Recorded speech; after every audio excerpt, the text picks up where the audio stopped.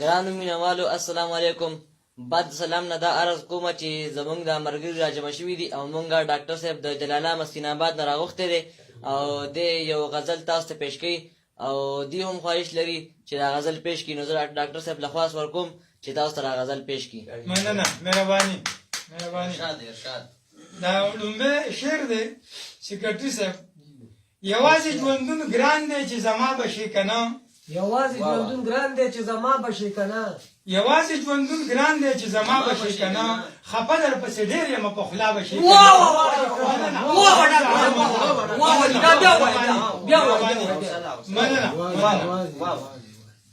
خپه دا منم خو چې خبره نه پسې، خپه دا منم خو چې خبره نه پسې، خپه دا منم خو چې خبره نه پسې، زه ستایم ته زما چې دلربا بشي کنه.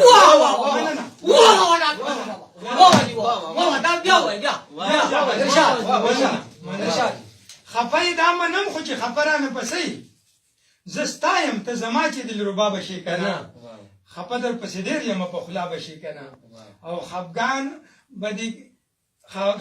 بکړي ترسو مخ به ترسو اړوي مانه، خفګان بکړي ترسو مخ به ترسو اړوي مانه، خفګان بکړي ترسو مخ به ترسو اړوي مانه، دا حال به دې ترسو وي په خندا بشي.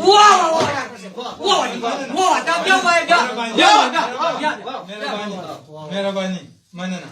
او رقیب او اغیار دواړو سره تګ راتګ کړي سلا، رقیب او اغیار دواړو سره تګ راتګ کړي سلا، رقیب او اغیار دواړو سره تګ راتګ کړي سلا، کړي ظلم په ما سلم پوی په وینا بشي کنه.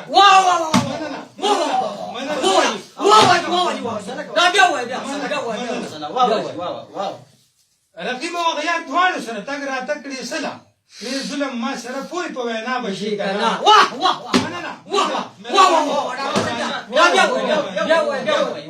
یو جهان مننه.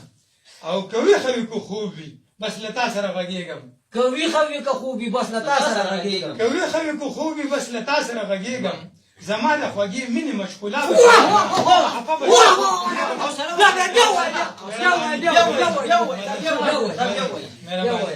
مننه. او مجنون یم د مینې ستا د پيو مجنون نه یم، مجنون یم د مینې ستا د پيو مجنون نه یم، مجنون یم د مینې ستا د پيو مجنون نه یم، مین یم پتا ګلې لیلا.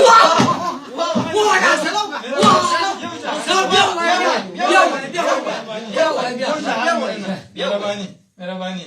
مجنون یم د مینې ستا د پيو مجنون نه یم، مین یم پتا ګلې لیلا بشي کنه. مهرباني.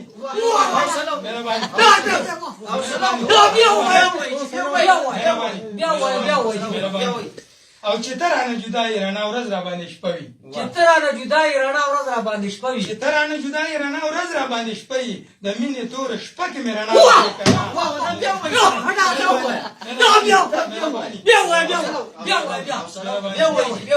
یو جهان مننه. مهرباني ستاسو د داد مننه.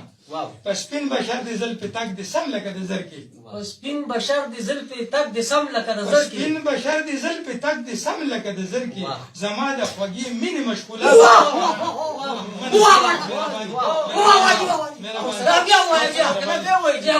مهرباني. او ژوندونه ابس تیریږي جلاله مسکین آباد کې، ژوندونه بس تیریږي جلاله مسکین آباد کې، ژوندونه ابس تیریږي جلاله مسکین آباد کې، شاهجي ډاکټر سره د جلاله